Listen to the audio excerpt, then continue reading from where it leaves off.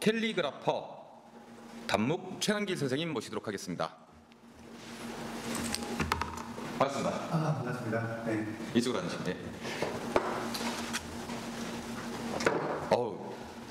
외모가 아주 저와 같이 출중하십니다. 네. 마이크 잡으시고요. 예. 감사합니다. 선생님의 소개를 보고 누구나 이분에게 되게 궁금하다, 뭔가 이분을 알고 싶다라는 느낌이 드는 소개를 부탁드리겠습니다. 안녕하세요. 단묵입니다. 캘리그라피에서 스무 캘리그라피로 우리가 발전시키는 어떤 그런 역할을 제가 하고 있다고 생각합니다. 캘리그라피라 하면 기존의 그 다양한 글씨, 다양한 재료로 우리가 마음을 전하는 그러한 직업의 세계인데, 그 글씨만 가지고 하기에는 사실 마음을 표현하기에는 많이 부족해서 스묵과 함께 그림과 글씨가 함께하는 그런 세계를 추구하는 그런 작가가 작품과 그런 작가로 활동하고 있고, 많은 우리 훌륭한 제자들과 함께 열심히 전시 활동이나 행사 활동 같이 함께 하고 있습니다. 네. 캘리그라피를 처음 접하시는 분들에게 캘리그라피는 이런 거예요라고 설명 좀 해주실 수 있을까요? 처음 접하시는 분들은 아마 그동안 시간이 많이 흐르면서 지금 많이 대중화가 돼가지고 아마 누구나 지금은 캘하면 캘리그라피라고 할 정도로 10여 년 동안 많은 발전이 있었어요. 그래서 이제는 대중화가 어느 정도 된 것 같고, 그래도 혹시 처음 그 캘리그라피가 무엇인지 궁금하시는 분들을 위해서는 제가 딱 한마디로 하면 그냥 다양한 재료, 글씨 쓰는 도구 중에 연필이나 볼펜 또는 붓일 수도 있고요. 다양한 재료를 통해서 내가 하고자 하는 이야기를 아름답게 표현하는 것이다. 그렇게 정리하면 될 것 같아요.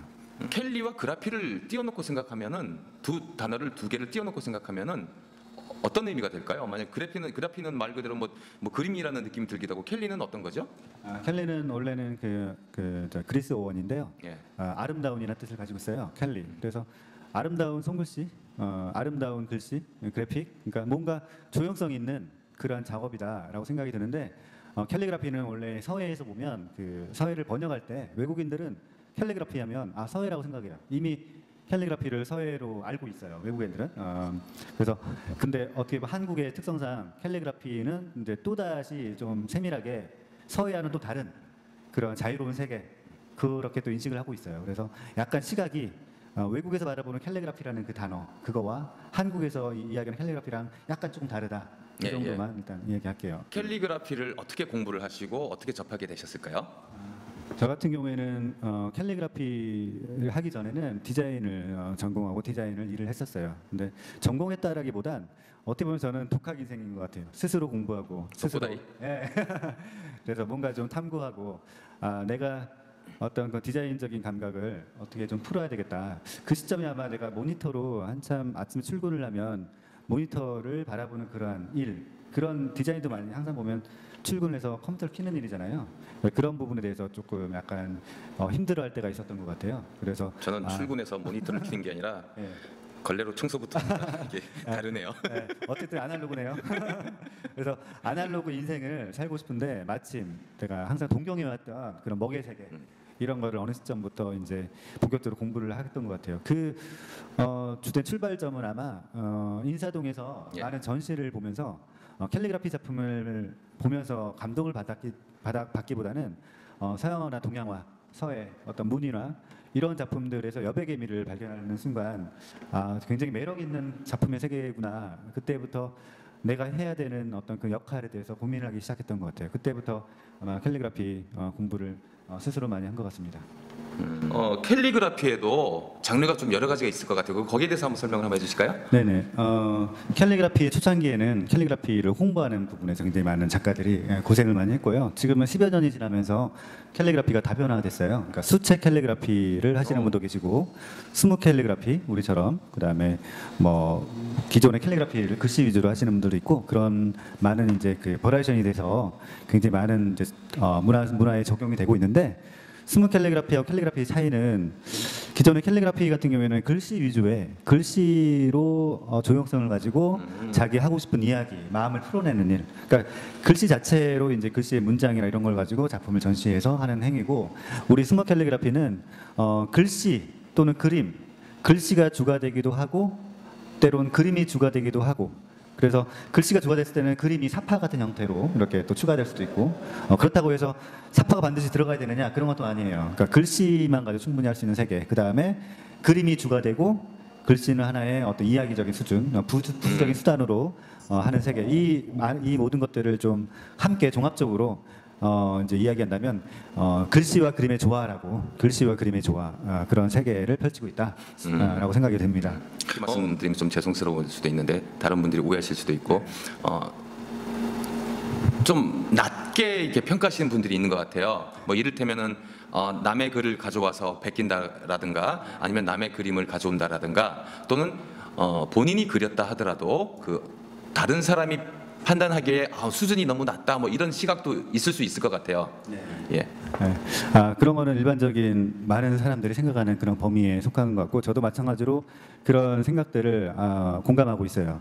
그런데 이 캘리그라피 시작이 어떻게 보면 일반 사람들, 대중적인 어떤 소통부터 이제 그 매력 때문에 시작이 된 거라서, 어떤 다른 작품을 누가 쓴다거나 그린다거나 이런 행위들은 어떻게 보면은 힐링의 시작이라고 생각을 해요. 그래서 그런 부분들 너무 부정적으로만 보지 말고 긍정적으로 내가 좋은 작품을 따라 쓰는 그 자체로서 그 과정으로서 힐링의 어떤 그 과정이라고 생각한다면 자기 자신한테 굉장히 좋은 그런 부분이 되고, 단 어떤 저작권이라든지 그런 부분은 많이 좀 인식을 좀 바꿔서 남의 글씨 또는 남의 시, 남의 그림 같은 것들은 어디서 발췌한다 또는 어디 작품을 내가 따라한다, 이 정도는 표현을 해야 되지 않나. 근데 이것도 어떻게 보면은 대중적이고 일반 사람들이 하다 보니까 잘 모르시는 부분이 많이 있어요. 이렇게 해야 된다라는 걸 몰라서. 그래서 좀 많이 소통과 교육과 이런 부분에서 조금 많은 시간이 좀 필요하지 않을까 그런 생각이 듭니다.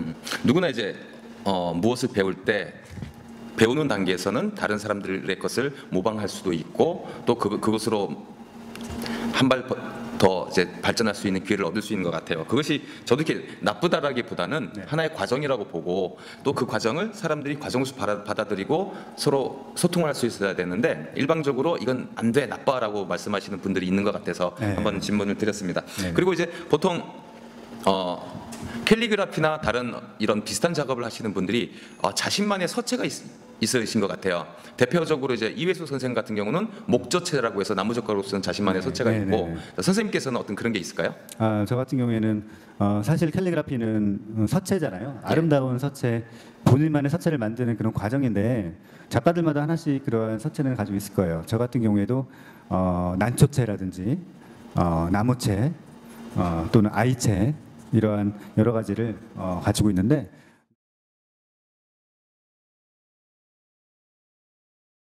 난초체 같은 경우에는 제가 서체를 만들 때 어차피 아날로그이기 때문에 컴퓨터로 직접 뭐 디지털로 하지 않는 한 아날로그의 매력이 있기 때문에 그런 어떤 그 순수한 어떤 그 행위 그 자체로서 서체를 만들 수가 있는데, 난초체는 스묵과 난초의 형태, 난초의 그 기법, 이런 것들을 통합적으로 고민을 해서 그거를 내가 어떠한 운필로 어떠한 통일성 있게 그렇게 난초 같은 느낌이 되는 그런 글씨, 그러니까 완성이 되었을 때 난초 같은 느낌. 글씨 자체가 난초처럼 보이게. 그렇죠, 난초스럽게. 되게 아름다울 것 같아요. 제가 보죠.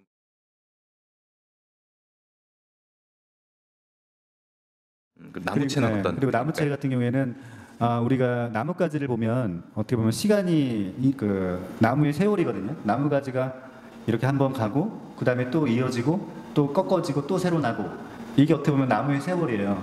그런 세월을 생각하다 보면 그 회계의 흐름이 그런 느낌으로 스무 기법도 마찬가지로 그림을 그릴 때도 그러한 기법들이 들어가는데 그러한 나무 같은 그런 그 느낌들을 서체를 통해서 우리가 대입을 해서 하나의 나무 같은 느낌, 세월의 흐름 그런 부분을 또 서체에 적용하는 그런 부분이 나무체입니다.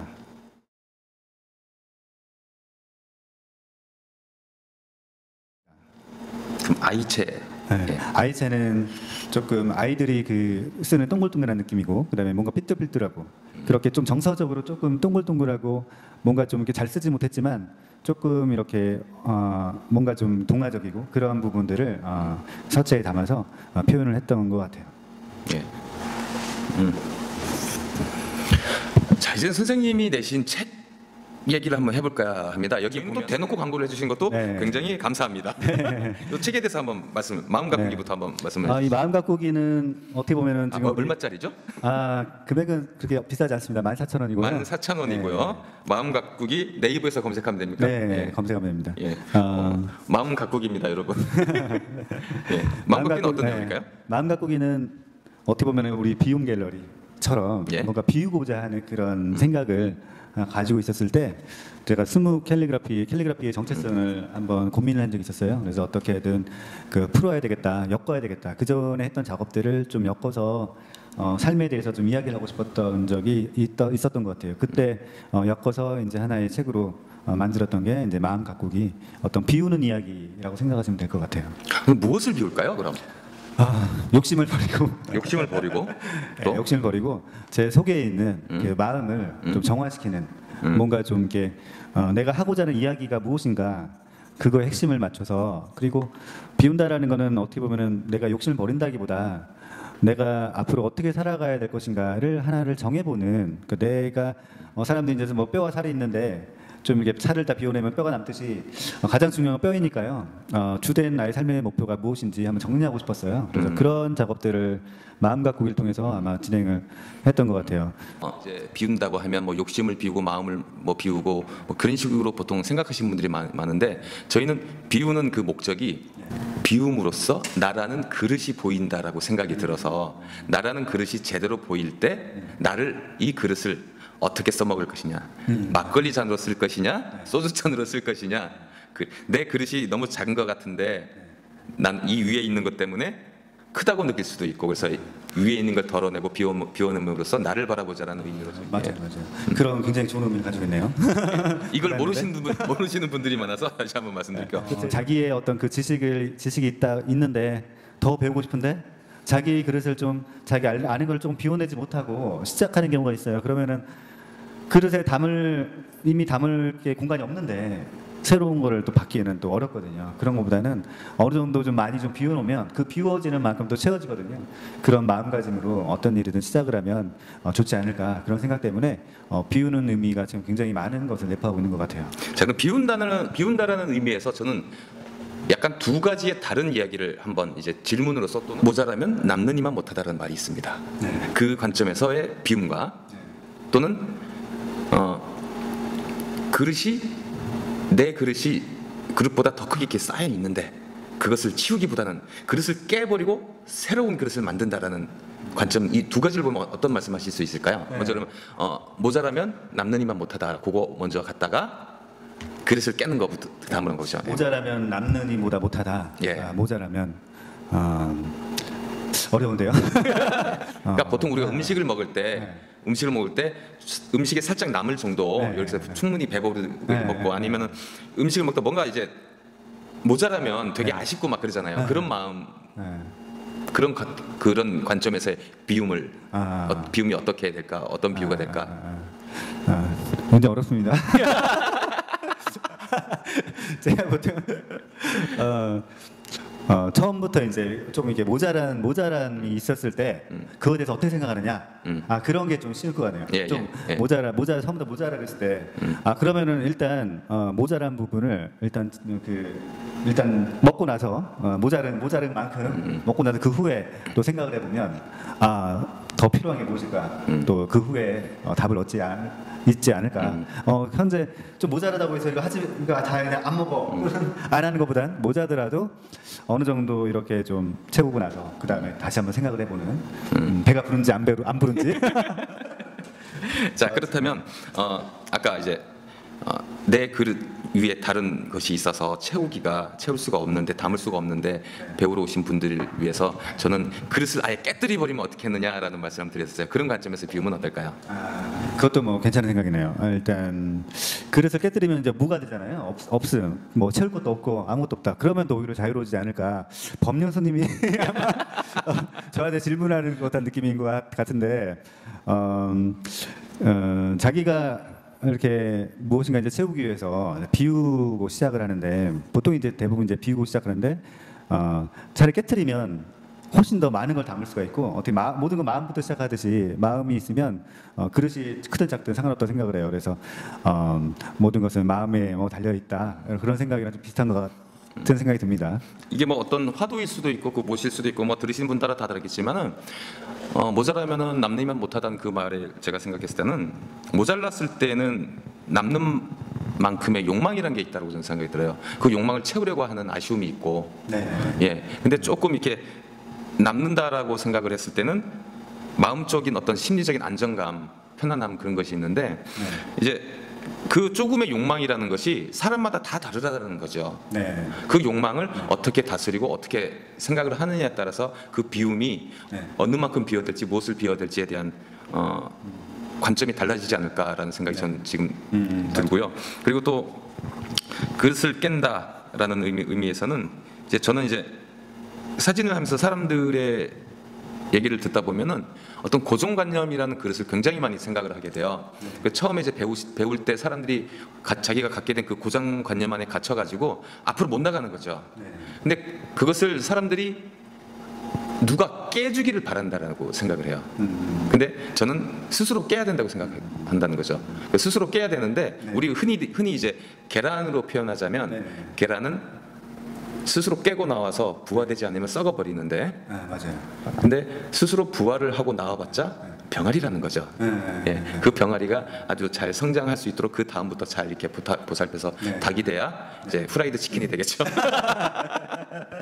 저기 제가 한마디 더 한다면, 캘리그라피 역할이 그런 부분이지 않을까. 그러니까 본인이 생각하지 않았던 부분을 어떤 좋은 문구를 만나서 자기한테 감동을 받으면 그 감동을 가지고 한번 직접 써봄으로써 자기의 어떤 삶과 현재의 상황과 비추어서 자기를 발전시킬 수 있지 않을까.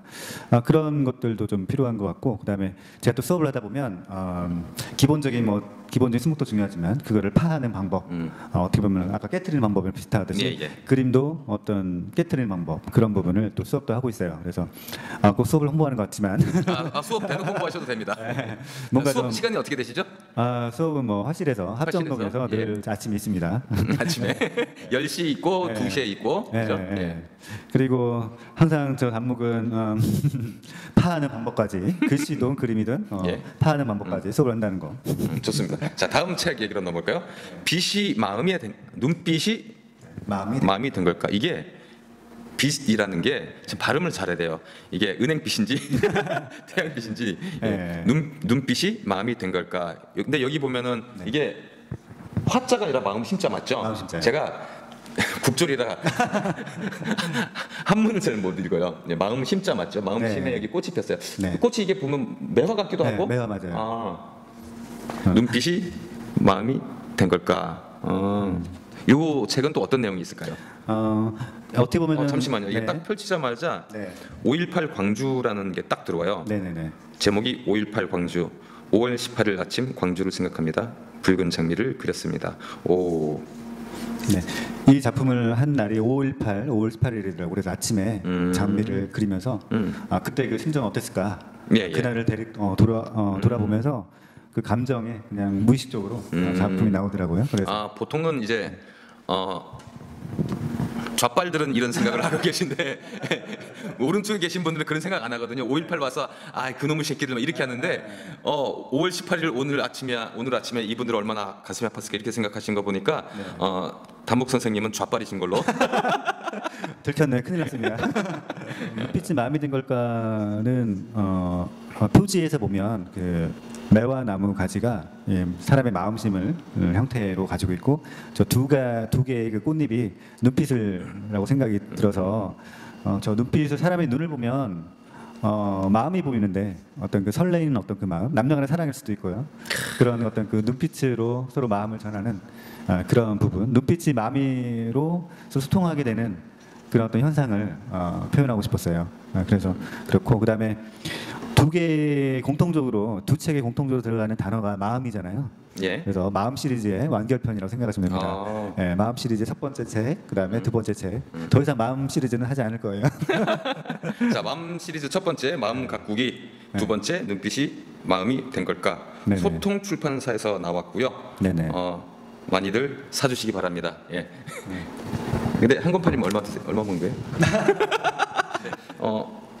의중을 객관화한다고 하셨는데 어떤 방식으로 하는 것이 의중을 나의 의도를 객관화하는 것일까요? 제가 그 표현은 아마 캘리그라피의 철학으로 시작을 한다면 캘리그라피의 그 조형적 측면 우리가 감상자 입장에서 어떤 캘리그라피 전시를 전시장 갔는데 우리가 많은 사람들이 이제 캘리그라피 전시장을 가면 어떤 식으로 바라보고 어떻게 이제 저 감정을 또 감성을 이제 소통하고 어떤 작품에 대해서 어떻게 해석하고 그런 부분에서 어떤 객관화라고 하는 거는 캘리그라피의 어떤 그 대중적인 측면, 그 일반적인 측면, 내가 어떤 이야기를 하고자 할 때 또는 어떤 작품을 우리가 전시하고자 할 때 작품을 완성하는 단계에서 조형적 측면, 조형적 어떤 조형미, 그러니까 조형미적인 측면에서 어떻게 하면 아름다운 작품, 그러니까 조형적 측면에서 아름답게 표현할 수 있을까? 그것에 초점을 맞춘 그런 풀이라고 생각하시면 됩니다. 그러니까 의중 객관화라는 거는 내가 생각하고 있는 이야기를 글씨와 그림으로 조형미 있게 작품을 만드는 것. 그렇게 했을 때 10명 중에 6, 7명이 그 작품에 대해서 조형미를 느끼고 어떻게 보면 퍼센트죠. 60% 70% 정도가 저 작품은 참 마음에 좀 와닿고 조형적으로 좀 괜찮은 작품이다. 그런 어떤 객관화적인 어떤 그 조형적인 어떤 그 공부. 그러니까 예를 들어서 이런 거죠. 내가 하고자 하는 이야기를 그냥 어떠한 필력이나 조형미 없이 그냥 이렇게 전시를 하는 것과 내가 하고자 하는 거를 조형미 있게 승화시키고 좀 더 아름답게 보여지기 위한 어떤 그 과정을 그게 어떻게 보면 캘리그라피 시작이거든요. 그러면 저의 방식대로 조금 해석을 하자면 정리를 하자면 내가 의도를 가지고 어떤 작품을 그렸는데 그리고 또는 내가 어떤 감정을 전달해 가지고 어떤 거를 그렸는데 사람들이 내가 전달하고자 하는 감정을 비슷하게 느끼고 공감이 됐을 때 객관화라고 할 수 있겠다라고 정리를 해도 되겠습니까? 네, 좀 비슷한데요. 예. 그렇다고 어떤 저 친구의 작품의 그 어떤 그 의도나 이런 것들이 6, 7명이 전부 다 뭐 똑같은 생각을 가지고 있는 건 아니고 그렇죠. 각자 바라보는 어떤 그런 주관적인 어떤 감성 차원에서는 남겨두고 어떤 조형미적인 측면에서 우리가 캘리그라피를 수업을 한다거나 전시를 한다거나 할 때 가장 많이 주된 점이 어떻게 보면 조형미라고 생각을 해요. 그래서 수업을 하는 그 주된 그 부분도 어떻게 하면 아름답게 조형미적인 측면에서 작품을 할 것인가 그것에 초점을 두기 때문에 아마 그러한 표현을 아마 했던 것 같습니다. 그래서 이번에 부채 예전을 하시잖아요. 네네. 부채라는 것으로 그 전시를 기획하게 되신 특별한 뭐 이유가 있을까요? 마침 일정이 휴가 가기 전이고 아무래도 휴가 갔다 오면 여름이 이제 넘어가는 가을로 넘어가는 시점이어서 휴가 가기 전 일정에 최적의 전시가 무엇일까 고민을 해봤는데 이 부채를 들고 휴가를 갔으면 하는 바람으로 그래서 단문의 바람전을 아주 하게 된 것 같습니다. 그리고 또 이렇게 질문을 드리자면 네. 부채라는 아이템이 거기에 들어갈 수 있는 그림이라든가 또는 뭐 글씨라든가 굉장히 한정적일 수도 있을 것 같아요. 네네. 근데 그것을 좀 전에 말씀하시기에는 세상에 없는 것을 표현하고자 한다는 고민을 말씀하셨는데 네. 우리가 너무 이렇게 흔하게 생각할 수 있는 그 부채라는 아이템에 어떻게 하면은 세상에 없는 무엇을 담을 수 있을까요? 저 사회 선생님께서 너무 멋있는 질문을 해서 굉장히 어려운데요. 간단하게 세상에 없는 조형 간단한 이야기에도 굉장히 무겁게 와닿아요. 아니 그거는 제가 말한 게 아니라 선생님이 말씀하신 거 아니에요? 간단하게 이제 저는 표현했는데, 그러니까 이제 어디에 이제 발표되지 않은 자기만의 어떤 그 감정을 어떤 방식으로 풀어야 될까 그런 고민을 하면서 좀 이렇게 또 무겁지 않고 가볍게 여백을 살려서 그런 부채를 한번 20개 글씨와 그림과 함께 이제 표현하고 싶었어요. 네. 아주 잘 진행돼서 네네. 목표하신 기부와 어떤 그 나눔에 대한 목적을 꼭 달성하셨으면 좋겠어요. 저도 제가 관여하고 있는 기쁨터라는 단체가 네네네. 이번에 같이 선생님과 같이 이렇게 연계가 돼서 아주 좋은 효과가 났으면 좋겠다라는 생각이 듭니다. 그리고 이제 앞으로 단목 선생님의 활동은 어떻게 진행될지요? 항상 제자들과 함께가는 사색여행, 해마다 4월달에 사색여행을 가는데요. 올해는 벌써 담양에 갔다 와서 바로 다음 주예요. 다음 주 또 수요일은 또 인사동에서 담양 우리의 심표전이라는 또 타이틀로 또 전시를 해요. 그래서 어떻게 보면은 바람전과 겹치기도 하는데 그것도 인사동에서 하기 때문에 그런 활동을 하고 있고, 그 다음에 해마다 또 겨울 시즌에 교류전을 해요. 국제 교류전. 올해는 또 한일 교류전을 통해서 한일 교류전이요? 네, 한일 교류전. 일본 작가들과 함께 같이 20 캘리그라피의 세계를 함께 또 느껴보는 그런 또 중요한 또 자리가 있어서 이번에 아주 일본에 비가 태풍이 아주 크게 와서 뭐 1,330mm 네. 엄청나게 비가 많이 와서 아주 꼬셔 죽겠어요. 제가 알고 있는 작가가 문자가 왔어요. 다행히 또 이제 긍정으로 가야 되니까 다행히 또 피해 없고, 근데 저쪽에 또 본인이 안 계신 곳에는 또 피해가 좀 있다고 해서 그래도 큰 피해가 없었으면 좋을 것 같아요. 아니 그 일반 국민들은 아주 큰 피해가 없었으면 좋겠는데 일본 정치인들에게는 아주 큰 피해가 있었으면 좋겠고요. 맞아요. 뭐 쓸데없는 얘기로 넘어갔었네요. 한일 교류전도 하시고 다른 제가 지금 갑자기 든 생각인데 캘리그라피나 뭐 수묵이 있고 그냥 우리가 일반적으로 생각하기엔 아주 고고하게 어떤 그 숲 속의 정자에서 우아하게 먹을 갈아가지고 막 이렇게 하는 그런 상상을 보통은 이제 가지고 있잖아요. 근데 맥도날드에서 버거 먹으면서 콜라 쪽쪽 빨면서 멋있게 이렇게 서가지고 이렇게 그럴 수도 있는 것이 아닐까. 어떤 그런 것이 선생님이 좀 그리실 수 있으실 것 같아요. 그런 틀과 형식을 좀 벗어나실지 않을까. 그죠. 그렇게 기획만 해주신다면 얼마든지 몸만 가면 부탄 자료만 들고 가면 할 수 있을 것 같은데 그런 계획을 하실 분이 별로 없어요, 대한민국에. 그래서 사회 선생님께서 할 수 있을 것 같은데요. 부탄이요? 아니. 제가 분만 가져가면 부탄하면 기획이 문제인 것 같아요. 기획만 잘 할 수 있는 상황이 되면 언제고 이렇게 할 수 있는데 나는 아마 그렇게 맥도날드에서도 충분히 붓을 가지고 이렇게 뭘 그림을 그리고 할 수 있는데 제 생각이 그래요. 주변에 그런 생각을 가지고 기획을 하시려는 분들이 거의 없어요. 그리고 막상 또 작가들이 또 그렇게 또 기획을 하려면 또 이제 많은 어려움을 또 있어서 그래서 많이 좀 서로 많이 어떤 계통해서 직업의 세계에서 잘 융화해서 이렇게 잘 했으면 좋을 것 같은데 그게 어떻게 보면 앞으로의 숙제지 않을까 그런 생각이 들어요. 맞습니다. 이렇게 아까 이제 제가 그릇을 깬다라는 말씀을 좀 드렸었는데 우리 천한결 작가님은 이미 그릇을 깨는 게 아니라 세상을 다 깨고 계신 것이 아닌가. 세상을 깨서 내 마음대로 이렇게 모자이크 하시는 것이 아닐까라는 생각이 들 정도로 아주 깊은 철학을 가지고 계신 거라고 이렇게 생각이 들어요. 아유, 감사합니다. 아유, 칭찬하면 안 되는데 날라가는 큰일 나네. 자, 거의 이제 이 질문이 거의 마지막 질문일 것 같아요. 내 삶을 또는 내 예술을 정의하는 단어 하나 말씀해 주시고 거기에 대한 설명을 부탁드리겠습니다. 제 작품의 색이나 이런 것들을 보면 특별한 어떤 그 단어 이런 것보다 그때그때 좀 변하는 것 같아요. 처음에는 책 작업을 한참 작품을 통해서 할 때는 마음이라는 이 단어 또 비우는 어떤 단어에 대해서 많이 생각을 해봤는데 시간이 지나면서 어떤 의미도 좀 달라지고 좀 다른 생각도 갖게 되고, 그러니까 뭐 이건 생각 못했는데 또 저런 생각도 나고 저게 또 옳은 것 같고 이렇게 사람은 어쩔 수 없나 봐요. 이렇게 변하는 것 같고 요즘에는 파하다 아까 깨트린다 파할 파 그런 어떤 그 파라는 어떤 작업을 앞으로 좀 하고 싶은데 이것도 시간이 지나면 또 이제 변하겠죠. 그래서 특별히 제가 어떠한 단어로 살겠다 이런 거보다는 그때 어떤 어떤 생각이 나는 것들에 어떤 집중을 해서 뭔가 좀 작품도 좀 하고 그렇게 해서 뭔가 좀 의미 있는 그런 캘리그라피 세계에서 뭔가 우리 스무 캘리그라피라는 역할을 담당하면서 내가 나름대로 하고자 하는 세계를 펼쳐나감으로써 어떻게 보면은 그런 것 같아요. 하얀 눈밭에 누가 발자국을 남기고 가잖아요.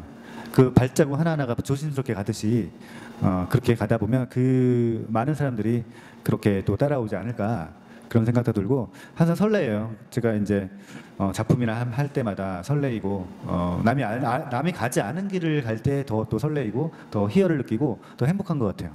그런 부분에서 계속적으로 아마 그런 부분에 대해서 많이 생각을 하고 살려고 하고 있습니다. 예. 길을 말씀하시니까 또 그런 생각이 드네요.